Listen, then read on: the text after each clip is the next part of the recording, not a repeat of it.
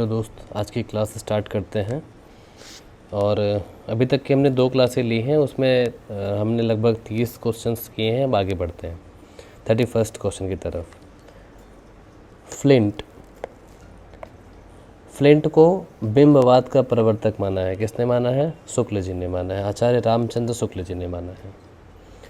Coleridge को याद रखिए, कैसे कॉलरिज और कैसे कल्पना सिद्धांत के प्रवर्तक माने जाते हैं। कल्पना को 2 भागों में, मुख्य कल्पना और गौड़ कल्पना में बांटा है। मुख्य कल्पना वो है जो हम सभी करते हैं एक स्तर पे। गौड़ कल्पना के लिए एक विशेष दृष्टि की ज़रूरत है जो आमतौर पे कवियों में होती है या कवि जैसी प्रकृति रखने वालों में होती है। इनकी बहुत ही फेमस पुस्तक है बायोग्राफिया लिटरेरिया, ये कई बार पूछी गई है तो याद रखिएगा। बायोग्राफिया लिटरेरिया कॉलरिज की है। कवि काव्य की सृष्टि नहीं करता, स्वयं काव्य बन जाता है, ये इनका स्टेटमेंट है। भाषा मानव मन का शास्त्रागार है जिसमें उसके अतीत के विजय स्मारक और भावी विजय के शस्त्र एक साथ रहते हैं। तो ये पूछा हुआ क्वेश्चन है एक बार कि किसका स्टेटमेंट ऐसे करके आएगा, तो कॉलरिज का है। ये संडे आ गया था बीच में, तो मैंने संडे को बांट रखा था कि संडे को मैं पिछला रिवाइज करूँगा। अब मार्क्सवादी आलोचक, आपको मार्क्सवाद के बारे में थोड़ी बहुत जानकारी तो है ही। मार्क्सवाद क्या कहता है कि दुनिया 2 वर्गों में विभाजित है, एक है हैव, दूसरा है हैव नॉट। हैव वो हैं जिनका रिसोर्सेज पे कब्जा है, हैव नॉट वो हैं जिनका रिसोर्सेज पे कब्जा नहीं है। जैसे इस समय इंडिया में जो पोर्ट हैं या आपका टेलीकॉम सेक्टर है या कोल है या रोड का कंस्ट्रक्शन है, ये सब गरीब आदमी के हाथ में तो है नहीं, अमीरों के हाथ में है। उनके पास कैसे पहुंचा? उनके पास पीढ़ियों का संघर्ष है, उनके पास जो पहले से सिस्टम है इसके तहत उन्हें वो चीज़ें मिली हैं। तो आज मैं दावा करूं कि मेरे को एयरटेल या मेरे को वोडाफोन का मेरे को स्पेक्ट्रम दे दो, मैं अपना सिम चलाना चाह रहा हूं, तो क्या मेरे को मिलेगा? नहीं। पर मेरे को क्या बना दिया गया है? एम्प्लॉय बना दिया गया है। एम्प्लॉय या एक कस्टमर की तरह ट्रीट किया जा रहा है। मैं कभी भी चाह के भी कभी अपनी पूरी लाइफ में मैं नहीं ले सकता टेलीकॉम का स्पेक्ट्रम अपने नाम पे। तो ये हैव नॉट है। तो हैव नॉट को मतलब एक तरीके से अवॉइड करने के लिए या उन्हें एक तरीके का झुंझुना पकड़ाने के लिए उन्होंने क्या कर रखा है, उन्होंने अलग अलग तरीके अपना रखे हैं। जैसे किसी को धर्म में उलझा के रखा है, किसी को अच्छे कर्मों में, किसी को दुनिया में, मतलब सबको अलग, किसी को मंदिर में, किसी को मस्जिद में, किसी को जातियों में बांट के रखा है। अब बड़े लोगों में देखिए, उनमें ना धर्म है, उनमें ना धर्म के इतने सख्त नियम पालन होते हैं, ना जातिवाद इतनी तरीके से उन पे हावी है। जितनी चीज़ें हैं ये छोटे लोगों पे, गरीबों पे, जो निचले तबके के लोग हैं उन पे चीज़ें आपको ज़्यादा हावी होती दिखाई देंगी। तो ये है मार्क्सवाद। और कार्ल मार्क्स, इन्होंने इसके संबंध में काफ़ी लड़ाइयाँ लड़ी और ये कहते हैं कि जब तक हैव नॉट हैव पे आक्रमण करके, लड़ाई लड़के, उनसे रिसोर्सेस छीन के उनको सब पूरे समाज में इक्वली डिवाइड नहीं कर देते, तब तक कुछ नहीं, तब तक उनके साथ कभी भला नहीं होने वाला। जब इक्वली बढ़ जाएगा तो इसे, जब वो जो स्थिति बनेगी उसे कहेंगे समाजवाद, सोशलिज्म। हमें सोशलिज्म के बाद जो अगला स्टेप है वो है साम्यवाद। इसमें समाजवाद में भी कोई नहीं है, रिसोर्सेस सबके पास है, सबका कब्जा है। साम्यवाद में तो हमें किसी की ज़रूरत ही नहीं पड़ेगी, हर आदमी अपने आप में आत्मनिर्भर होगा, सबका रिसोर्सेज पे एक बराबर कब्जा होगा, कोई छोटा बड़ा नहीं। पर ये स्थिति कभी आ नहीं पाई। तो ये है मार्क्सवाद। और इस तरह के मार्क्सवादी जो आलोचक जो प्रथम माने जाते हैं वो है शिवदान सिंह चौहान जी। इनकी जो प्रमुख आलोचनात्मक कृति है उसका नाम है प्रगतिवाद, 1946। साहित्य की परख और हिंदी साहित्य के 80 वर्ष, ये इनकी फेमस कृतियाँ हैं। सिद्धों की संख्या 84 है, आपको पता है। नाथों की संख्या 9 मानी जाती है, सिद्धों की संख्या 84 मानी जाती है। ये सिद्धनाथ शुरू आदिकाल के जो कवि थे, जो कि बौद्ध धर्म का जब अपभ्रंश हुआ, जब वो टूटा अपभ्रंश बौद्ध धर्म, तो उसमें से नई नई धाराएं निकली, जो कवि बने। तो उसमें से एक धारा निकली जो कि सिद्धों और नाथों की धारा थी। उन्होंने कई रचनाएं लिखी और हिंदी साहित्य में वो प्रारंभिक रूप में उन्होंने योगदान भी दिया। लुइपा उनमें से एक हैं सिद्धों में, जिनका स्थान प्रथम है, सबसे ऊंचा स्थान भी है उनका। पुष्पदंत हैं, उनको अपभ्रंश का भवभूति कहा जाता है। सुमित्रा नंदन पंत जी, इनकी पल्लव की जो भूमिका है उसके बाद से छायावाद का घोषणा पत्र उसे कहा जाता है, उसके बाद से छायावाद की शुरुआत मानी जाती है। छायावाद में आपको पता है 4 जो मुख्य कवि, पंत जी, निराला जी, महादेवी वर्मा जी और जयशंकर प्रसाद जी, ये छायावाद के मुख्य स्तंभ थे। और पंत जी की जो प्रमुख छायावादी कृतियां हैं उसमें एक उच्छ्वास बहुत ही फेमस 1922 ग्रंथ ही है 1929, वीड़ा है 1924, गुंजन 1932। अभी महादेवी वर्मा का जिक्र आया तो उनके निबंध संग्रहों को देख लीजिए। छड़दा 57, साहित्यकार की आस्था है 1964, संकल्पिता है 1968। देखिए ये सारे क्वेश्चंस ऐसे हैं जो करीबन 8 से 10 बार पूछे गए हैं, लेकिन 8-10 बार को मैंने एक में लेके आया हूँ और एक बार इन सब क्वेश्चन की टेंडेंसी आपको दिखाई देगी। हो सकता हो एक आध क्वेश्चन और भी बार बार कभी आगे भी आए तो आपको उससे याद करने में आसानी होगी, पर ये क्वेश्चंस बहुत ही इंपॉर्टेंट है, तो बेसिक्स हैं। मतलब एटलीस्ट आपका नेट क्वालिफाई करने के लिए तो इन क्वेश्चंस की जानकारी आपको होनी ही चाहिए। जेआरएफ के लिए आपको और डीप में जाना पड़ेगा।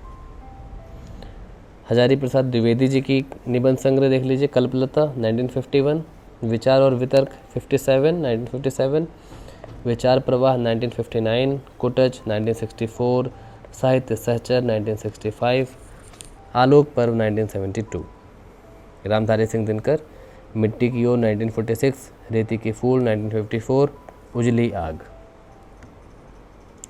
कुंतक का नाम आपने सुना होगा, जो कि वक्रोक्ति संप्रदाय के प्रवर्तक हैं और इनकी जो फेमस लाइन है वो है वक्रोक्ति जीवितम। 10वीं 11वीं सदी के हैं ये, लगभग 900 से लेके 1000 समथिंग के बीच में।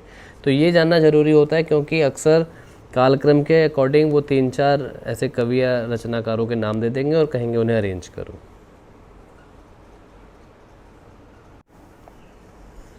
तो हमारा जो नेक्स्ट क्वेश्चन है वो 37 है कुंतक के बारे में। कुंतक आपको पता है कि वक्रोक्ति संप्रदाय के प्रवर्तक, और इनका जो कथन है वो है वक्रोक्ति जीवितम। समय ज़रूर याद रखिए, 10वीं 11वीं सदी का टाइम है इनका, मतलब क्योंकि वो क्या करेंगे 3-4 रचनाकारों का नाम देके आपको वो क्रोनोलॉजिकली आपको अरेंज करने के लिए देते हैं, तो डैट इज़ इम्पॉर्टेंट। अरस्तु आपने नाम सुना ही है, हमने पिछले वीडियोस में भी चर्चा किया है कि सोक्रेटिस के जो शिष्य थे वो थे प्लेटो या प्लूटो, उनके जो शिष्य थे वो थे अरस्तु या अरिस्टोटल। तो अरस्तु की जो फेमस बुक है पोएटिक्स है। कॉलेज का भी जस्ट हमने ऊपर देखा, बायोग्राफी लिटरेरिया 1817, समय याद रखिएगा 1817। क्रोचे का एस्थेटिक, ये भी हम एक बार देख चुके हैं, दोबारा देख रहे हैं। इलियट की बुक द सेक्रेड वुड 1920, ये भी हम दोबारा देख रहे हैं। अब हिंदी से रिलेटेड उन अनुच्छेदों को देख लेते हैं जो हमारे संविधान में है। आर्टिकल 343 का 1 ये कहता है कि संघ की जो राजभाषा है हिंदी होगी और लिपि देवनागरी होगी। संघ की राजभाषा का मतलब है जो भी ऑर्डर जारी होंगे या अध्यादेश जारी होगा या कोई सर्कुलर जारी होगा तो वो सारे काम आपकी राजभाषा हिंदी में होंगे, ऑफिशियल लैंग्वेज में होंगे, और इंग्लिश में भी होंगे। देवनागरी लिपि होगी। लिपि का मतलब ये जो हम लोग लिखने के लिए ये जो स क र मैंने यूज़ किया ना, ये लिपि है, ये नागरी लिपि है, देवनागरी लिपि है। और इसमें जैसे कि अगर आप जैसे देवनागरी लिपि का यूज़ करके मैं कुछ और लिखना चाहूँ, मैं इंग्लिश का कोई वर्ड जैसे क्लासिक सिक, तो ये मैंने देवनागरी का यूज़ करके इंग्लिश वर्ड लिखा है। इस तरीके से आजकल हम तो हिंदी लिख रहे हैं, हिंदी ये रोमन लिपि का यूज़ करके लिख रहे हैं, तो दैट इज़ रोमन, और ये है हमारी देवनागरी जो हम क ख ग घ अंगा पढ़ते हैं, ये हमारी देवनागरी लिपि है। आर्टिकल 344 ये राजभाषा के संबंध में आयोग बनाने की बात करता है और संसद के इस संदर्भ में एक समिति बनाने का प्रावधान करता है, जिसको लेके आयोग बनाया भी गया था 1955 में जब राष्ट्रपति ने आदेश दिया था। फिर संसद की समिति भी बनी थी, फिर जाके जो 1963 में जो ऑफिशियल लैंग्वेज एक्ट आया था वो सब आया था। आर्टिकल 348, ये 348 याद रखिए, उच्चतम न्यायालय और उच्च न्यायालयों में जो उनके जो अधिनियम है और बाकी जो प्रयोग की जाने वाली भाषा के संदर्भ में ये अनुच्छेद है। आर्टिकल 349 भाषा से संबंधित कुछ विधियां अधिनियमित करने के लिए विशेष प्रक्रिया है, उसके संदर्भ में है। 51 देखिए कि हिंदी पर सामासिक संस्कृति के वहन का दायित्व है। सामासिक संस्कृति मतलब इंडिया में और भी बहुत सारे कल्चर हैं, डाइवर्सिफाइड कंट्री है हमारी, तो उस कल्चर को सामासिक बनाने का भी वहन हिंदी पे ही है, तो उसके लिए भी हिंदी में काम किए जा सकते हैं। जैसे कई सारे रूल्स आते रहते हैं कि हम यहाँ भी हिंदी पढ़वाएंगे, वहाँ हिंदी पढ़वाएंगे, तो इसी के तहत है कि हमें एक सामासिक संस्कृति बनाने का भी जिम्मेदारी हिंदी पे है। राजस्थानी हिंदी, ठीक है, तो राजस्थानी हिंदी में 4 तरह की बोलियाँ फेमस हैं। ये क्या है, ये ईस्ट है, ये वेस्ट है, ये नॉर्थ है और ये साउथ है। तो साउथ में आपकी मेवाड़ी, नॉर्थ में मेवाती, सेम है, बस ती है और ड है। पूरब में हम इस तरफ, पूर्व में हमारी जयपुरी ढूंढाड़ी है और मारवाड़ी हमारे पश्चिम में है। तो ऐसे याद रखिएगा, ये पूछी जाती है। हिंदी के विकास में अपभ्रंश का योग नामक पुस्तक नामवर सिंह जी ने लिखी है। हिंदी काव्यधारा राहुल सांकृत्यायन जी ने लिखी है। राहुल सांकृत्यायन जी का एक पुस्तक है मेरी तिब्बत यात्रा, जो कि एक ट्रैवलॉग है, यात्रा वृत्तांत है और हमारे सिलेबस में भी है, तो आप चाहें तो पढ़ सकते हैं, काफ़ी रोमांचकारी पुस्तक है वो। हिंदी साहित्य और संवेदना का विकास 1986 रामस्वरूप चतुर्वेदी जी की है। कुरुक्षेत्र रामधारी सिंह दिनकर की फेमस है, बहुत ही प्रसिद्ध कविता है, जो कि 7 सर्गों में विभक्त है। ये महाभारत की कथा के अंतिम अध्याय शांति पर्व पर आधारित है। जयशंकर प्रसाद की जो कविता है अशोक की चिंता, एक लंबी कविता है। और आपको पता है कि कलिंग विजय के बाद जब अशोक का हृदय परिवर्तन हुआ था और उसने जो युद्ध में जो लाशें देखी, जो तबाहियां देखी, उसके बाद जो हृदय परिवर्तन हुआ था, उस मनोदशा का वर्णन अशोक की चिंता में आपको मिलेगा। और जयद्रथ वध, ये तो हम मैथिली शरणगुप्त में कई बार देख चुके हैं। नई जानकारी ये है कि 7 सर्गों का खंड काव्य है। ये खंड काव्य और प्रबंध काव्य में डिफरेंस होता है, ठीक है। प्रबंध का मतलब जिसमें कई सारे सर्ग हों, आपस में जुड़े हों और सब में आपस में एक संबंध भी होना चाहिए। कथानक इसका भी किस पे है, महाभारत पर ही आधारित है। अब जो हिंदी साहित्य का इतिहास पुस्तक लिखी वो शुक्ल जी ने लिखी। शुक्ल जी का मतलब आचार्य रामचंद्र शुक्ल जी ने, और इन्होंने आदिकाल को, भक्तिकाल को, आधुनिक काल को प्रकरणों में बांट के समझाया है। तो आदिकाल को इन्होंने 4 प्रकरणों में बांटा, भक्ति काल को 6 प्रकरणों में और आधुनिक काल को 4 प्रकरणों में बांट के समझाया है। पूछा हुआ क्वेश्चन है इसलिए मैंने इसे लिख लिया था। मॉरिशस एक कंट्री है, वहाँ का प्रेमचंद किसे कहेंगे, अभिमन्यु अनंत को कहते हैं। और हमारे सिलेबस में एक पुस्तक है मानस का हंस, जो कि तुलसीदास जी के जीवन पर आधारित एक पुस्तक है, जिसमें राम और काम का द्वंद्व दिखाया गया है कि तुलसीदास जी के भी मन में द्वंद्व आया था राम को और काम को लेके। वो चीज़ अमृतलाल नागर जी ने बहुत अच्छे ढंग से लिखी है इस उपन्यास में। किसी को अगर तुलसीदास जी की जीवनी जाननी हो तो इस उपन्यास को पढ़ सकता है, सिलेबस में भी है। इनका एक और उपन्यास खंजन नयन है, जो सूरदास जी के जीवन चरित्र पर आधारित है। सफदर हाशमी, नुक्कड़ नाटक को प्रसिद्ध लोकप्रिय बनाने में इनकी बहुत महत्वपूर्ण भूमिका रही है। नवगीत लेखन, याद रखिए नवगीत लेखन की शुरुआत कब मानी जाती है, वही आज़ादी के आसपास 1948 से 50 के आसपास के शुरू होती है। इसकी घोषणा वीरेंद्र मिश्र ने की, वो भी वीरेंद्र मिश्र ने की 1957-58 के आसपास। शुरुआत तो हम 48 के आसपास से देखेंगे नवगीत लेखन का।